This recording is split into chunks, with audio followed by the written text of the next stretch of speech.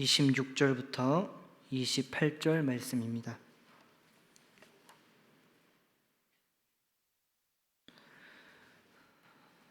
하나님께서 우리에게 주신 말씀 창세기 1장 26절부터 28절 말씀입니다.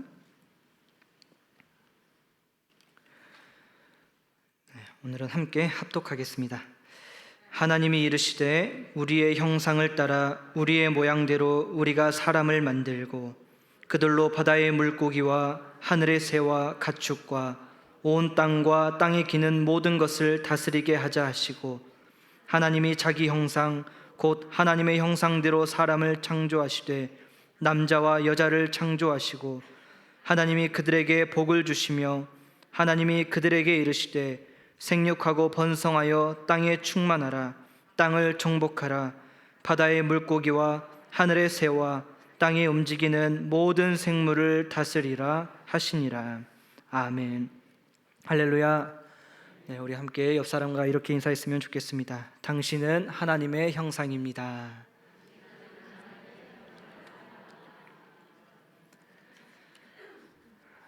오늘은 신음하는 피조 세계를 보전하라 라는 제목으로 하나님의 말씀을 전하겠습니다.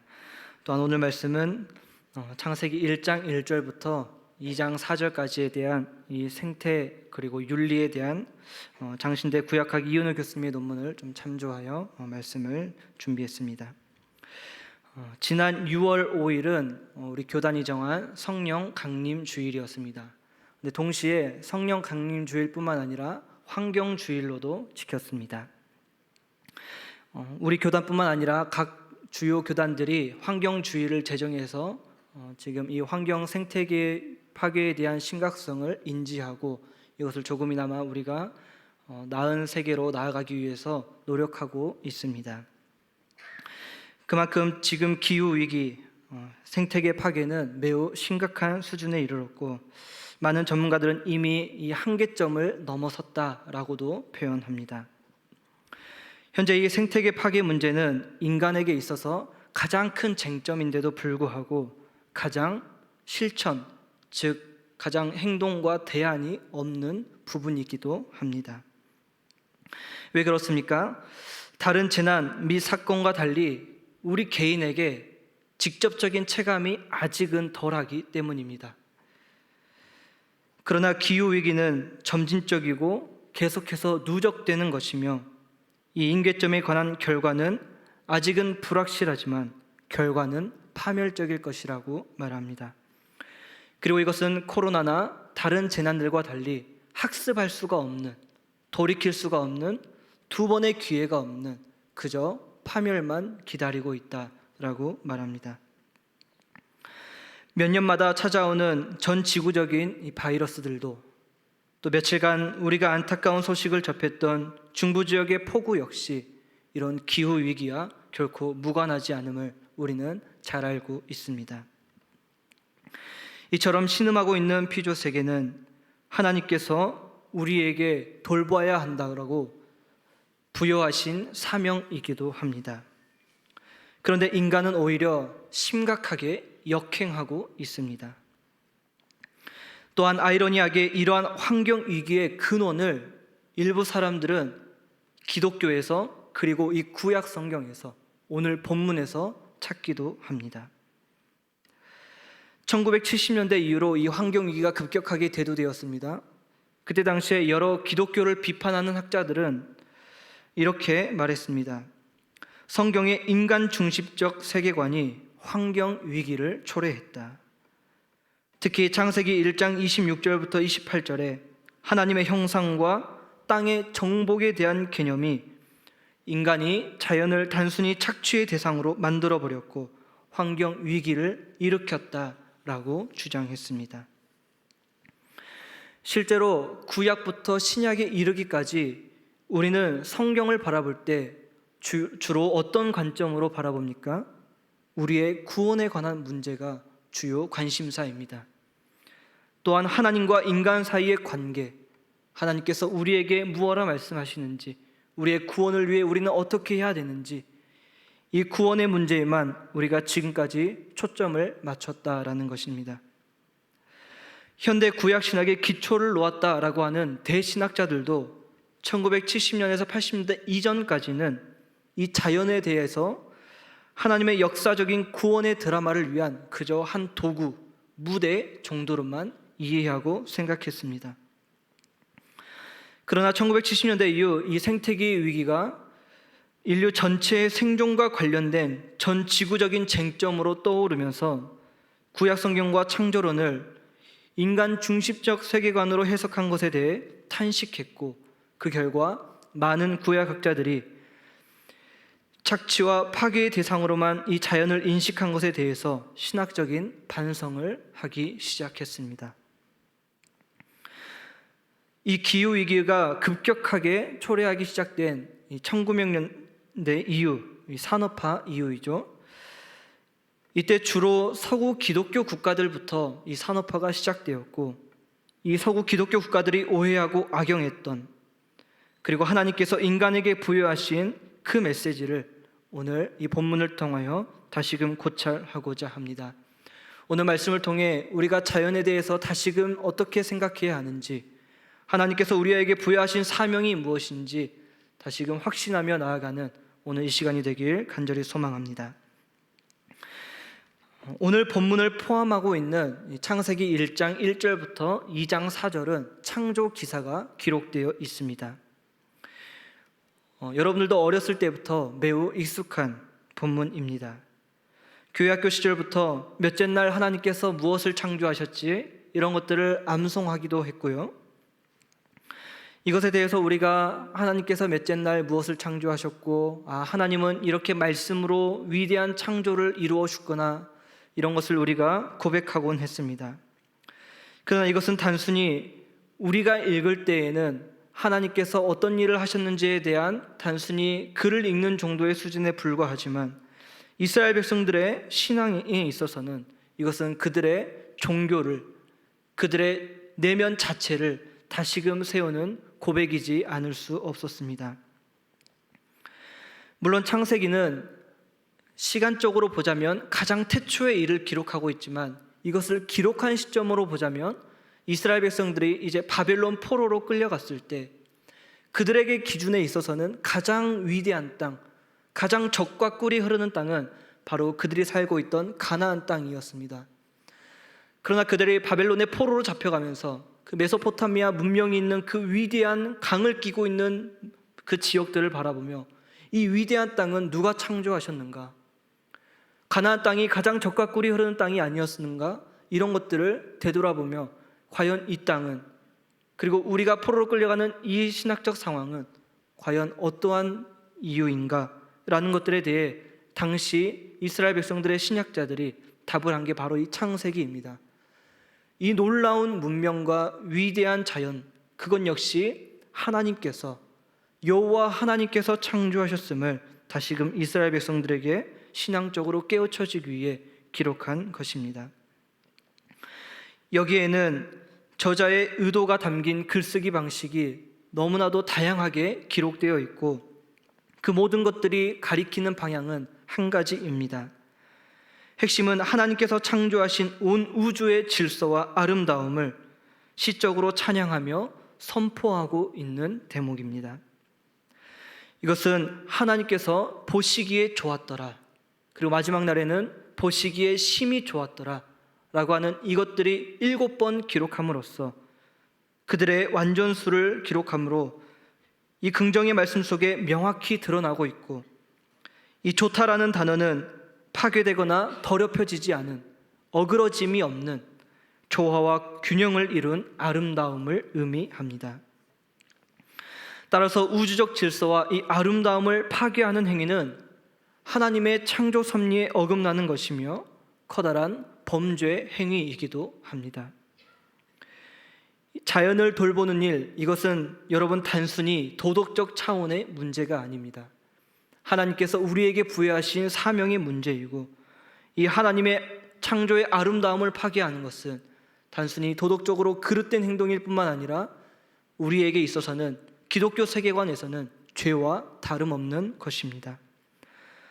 따라서 우리는 이 하나님의 위대한 창조를 우리가 아까 찬양으로 고백했듯이 찬양해야 하며 하나님께서 보시기에 좋았더라라고 고백하셨던 그 상태를 우리가 힘써 회복하려고 노력해야 하는 것입니다. 인간의 거주 환경이 되는 모든 것들을 하나님께서 다섯째 날에 이르기까지 창조하신 이후에 여섯째 날 당신의 형상을 따라 사람을 창조하셨습니다. 이 하나님의 형상이라는 것, 이것을 교리문답이나 조지신학에서는 보통 에베소서 말씀을 인용하며 하나님의 성품, 의와 진리의 거룩함을 입은 새 사람을 가리키곤 합니다.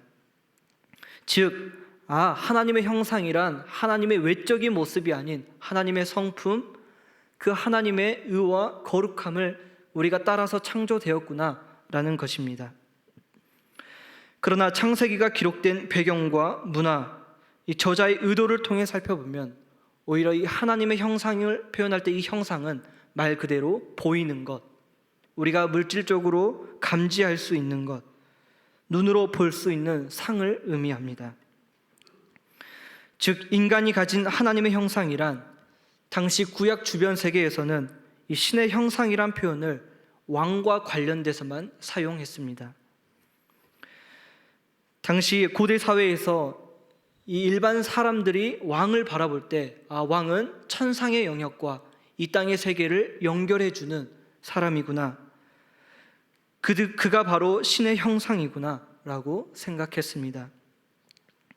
실제적으로 고대 이집트 문헌에서는 이 파라오, 즉 바로 왕을 그들이 최고의 신으로 여겼던 태양신 라의 형상이다 라고 기록한 문헌들이 있습니다.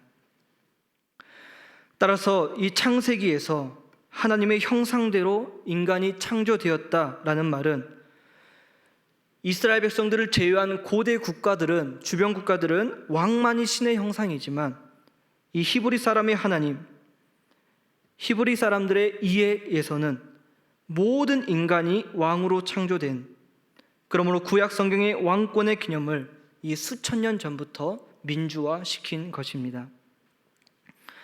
창조 시편이라고 불리는 시편 8편에서 4절부터 5절에도 이렇게 기록하고 있습니다.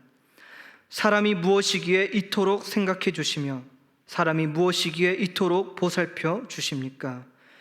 그를 하나님 다음 가는 자리에 앉히시고 존귀와 영광의 관을 씌워 주셨습니다.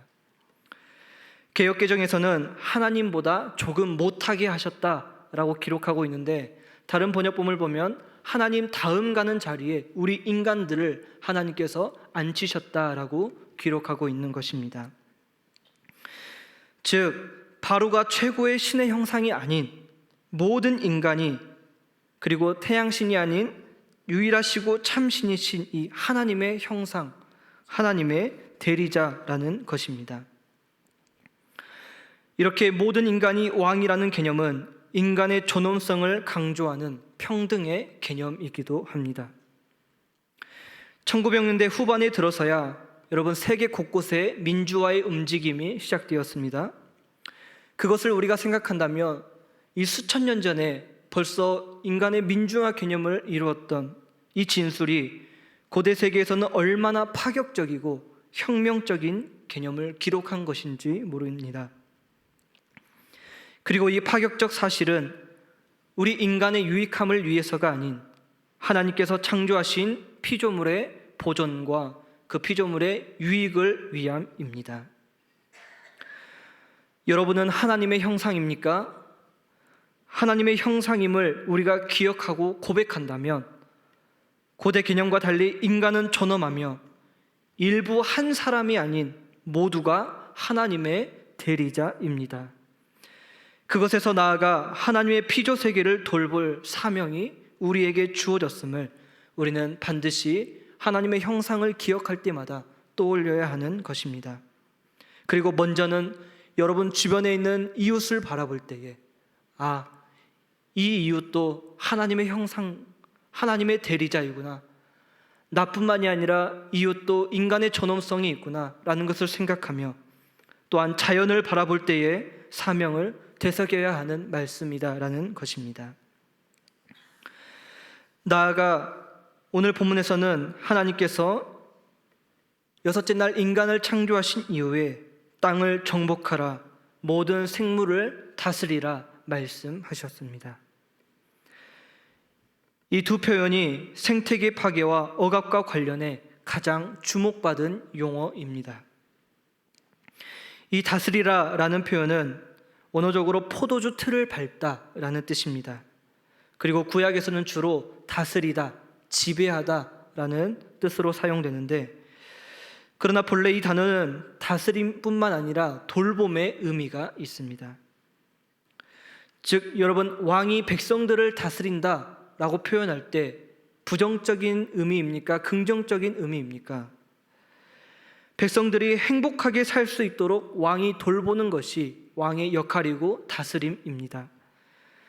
즉, 구약에서 말하는 이 다스림의 의미는 바로 하나님께서 피조세계를 돌보듯이 우리 역시 하나님의 대리자로서 이 피조세계를 돌보아야 한다라는 의미입니다. 에스겔 34장 4절과 16절에 보면 이렇게 이 다스림에 대한 의미를 기록하고 있습니다.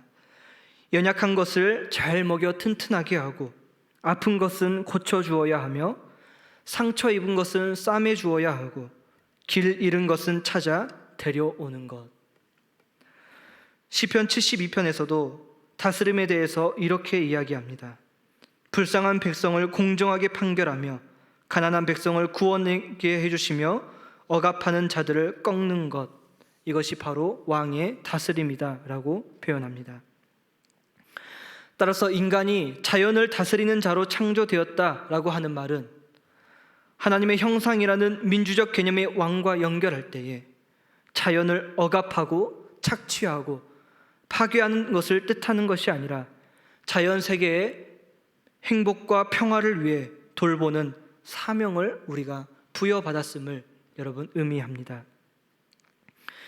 즉, 억압받고 착취당하며 파괴에 이르고 있는 자연을 찾아가서 우리가 적극적으로 치유하고 회복시키는 개념을, 그리고 책임을 부여하는 표현입니다. 뿐만 아니라 정복하라 역시 원어적으로는 짓밟는다, 차다, 복종시키다 라는 의미입니다. 다른 어떤 표현보다도 인간 중심적 해석에 힘을 실어줬던 단어입니다. 혹자는 이렇게 주장했다고 합니다. 하나님께서 이 땅을 정복하라 라는 표현을 통하여 인간이 하는 그 활동에 높은 가치와 의미를 부여하셨다. 그리고 지금 우리가 누리고 있는 이 과학기술은 하나님 활동의 계속이다 라는 것입니다. 그러나 이러한 해석 때문에 자연에 대한 기독교적인 교만을 가져왔고 기독교의 무자비한 결과를 유발했다는 비난을 우리는 피할 수 없게 되었습니다. 이 정복하라라는 단어는 문맥을 통해 우리가 살펴보아야 합니다. 이것은 하나님께서 오늘 본문에서 인간에게 복을 내리시는 진술 중에 나온 표현입니다. 먼저 하나님께서 말씀하셨습니다. 생육하고 번성하라. 이 표현은 다른 두 단어를 사용하고 있지만 강조와 또는 두 단어가 한 가지 의미로 사용되게 하고자 함입니다. 즉, 인간들은 열매를 맺고 너희들은 수적으로 증가하라 라고 하나님께서 말씀하셨습니다. 그에 이어서 땅에 충만하라, 그 다음 땅에 정복하라 라고 하는 이 표현 역시, 충만하라 라는 표현은 성경의 인물들이, 우리는 구약 성경을 보면 많은 자녀들을 낳는 것을 볼 수 있습니다. 그 자녀들로 땅을 채우듯 넘치게 채우다 라는 뜻이 있고, 그에 이어서 땅을 정복하는 것은 땅을 경작하여 충분히 수확하고 풍성한 복을 그 인간들이 누려야 한다라는 것을 뜻합니다. 따라서 이 정복하라라는 뜻은 자연에 대한 파괴와 착취를 의미하는 것이 아닌 자연을 돌보고 가꾸면서 자연의 소산물을 먹고 많은 자식을 낳으며 건강하게 살아가려는 하나님의 축복 선언의 연속인 것입니다. 또한 하나님의 형상과 이 다스리라라는 명령의 연장선상에서 이해해야 한다면, 민주적인 하나님의 형상을 입은, 즉 하나님의 대리자인 이 인간이 생물들을 살피고 보호하며 섬김으로 창조 질서를 보존해야 한다라는 것입니다. 이것이 바로 하나님께서 우리에게 주신 사명이며 인간은 선한 청지기로 지음 받았음을 의미하는 것입니다. 따라서 우리에게 주신 이 사명을, 하나님께서 우리에게 부여하신 이 사명을 우리가 잘 감당하고 하나님께서 서술하는 이 풍성한 복을 우리가 영위하며 다른 피조물과 하나 되어 우리는 살아가야 할 것입니다. 올해 2월에 우리 대한예수교 장로회 통합교단은 탄소 중립 캠페인에 동참했습니다. 그때 만들면서 온 교회에 총회 차원에서 배포한 동영상이 하나 있는데 그것을 잠깐 우리가 시청하길 원합니다.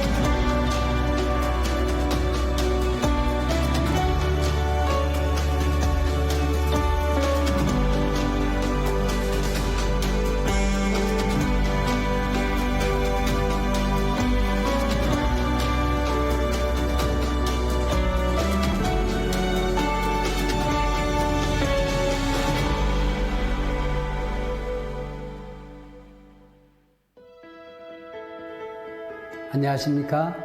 총회장 유영모 목사입니다.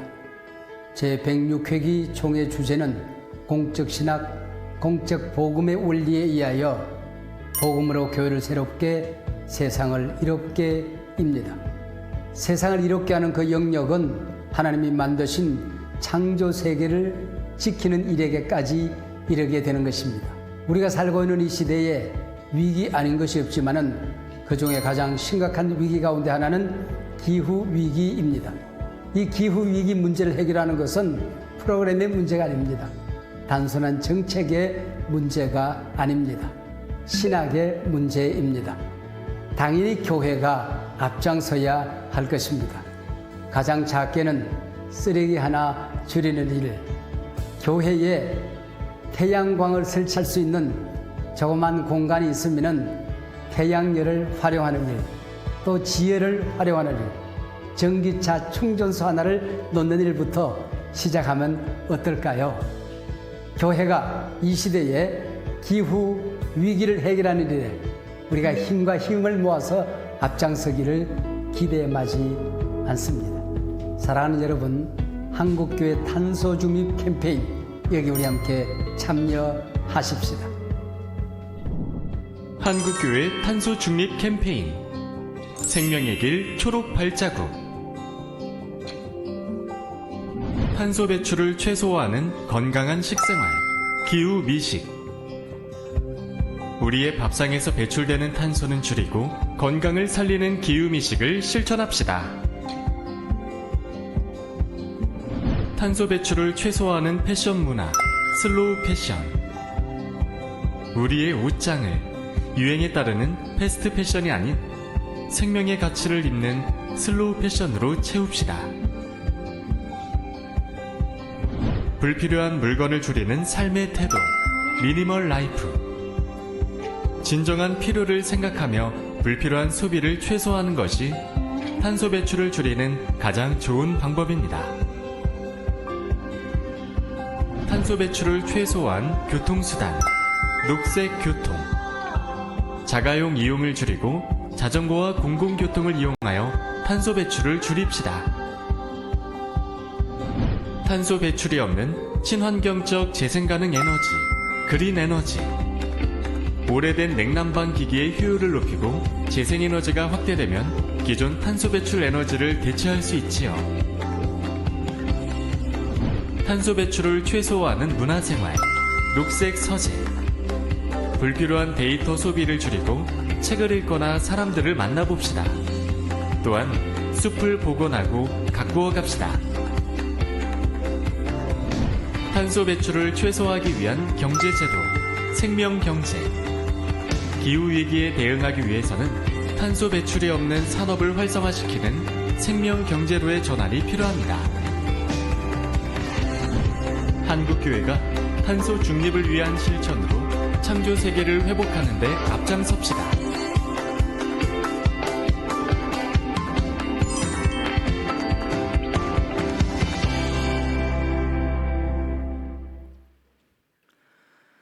네, 이 영상으로 오늘 설교를 대신해도 됩니다. 당연히 큰 영향력을 미치는 여러분 기업들이 변화해야겠지만 이 영상처럼 한국교회가 탄소 중립에 앞장서야 합니다. 교회가 오히려 세상보다 사회적 의제에 대한 전환이 많이 느립니다. 반면 사람도 많고 모임도 많아서 기후위기에는 앞장서고 있는 이 역행하는 모습을 우리는 볼 수 있습니다. 말씀을 준비하면서 목회자인 저부터 굉장히 큰 찔림이 있었습니다. 제가 양촌리를 너무 좋아합니다. 종이컵에 먹어야 또 더 맛있지 않습니까? 그 쓸데없는 생각 때문에 하루에도 2-3잔 이상씩을 마시는데 많은 찔림이 있었습니다. 우리가 이렇게 하나하나 우리의 일상생활에서 돌아보며 할 수 있는 일부터 우리는 시작해야 합니다. 루터는 이렇게 말했습니다. 하나님은 성경에만 복음을 남기지 않으셨습니다. 나무들 위에 꽃들과 구름과 별들 안에도 기록하셨습니다. 말씀을 정리하겠습니다. 하나님의 민주적인 왕권을, 즉 하나님의 대리자 자격을 부여받은 우리는 먼저 모두가 동등한 존엄성을 지녔음을 각인하며 그 존엄성을 부여하신 목적이 하나님의 대리자로서 이 땅에서 하나님의 피조 세계를 아름답게 가꾸고 창조 질서가 깨지지 않도록 돌보아야 하는 것입니다. 하나님의 관심은 이 창조 세계가 지금처럼 신음하는 것이 아니라 보시기에 심히 좋았더라 라는 상태로 회복되는 것임을 우리는 다시금 되새겨야 할 것입니다. 이 일을 위하여 예수 그리스도를 통하여 당신과의 관계를 화목케 하셨고 다시 대리자의 신분을 부여하셨으며 단순히 우리는 이 개인 구원만을 신경 쓰는 것이 아니라 하나님은 세상을 이처럼 사랑하셨다라고 말씀하셨던 것처럼 이 세상을 우리가 가꾸고 바로 돌보는 데 앞장서는 우리 동부 가족들이 되시길 간절히 소망합니다.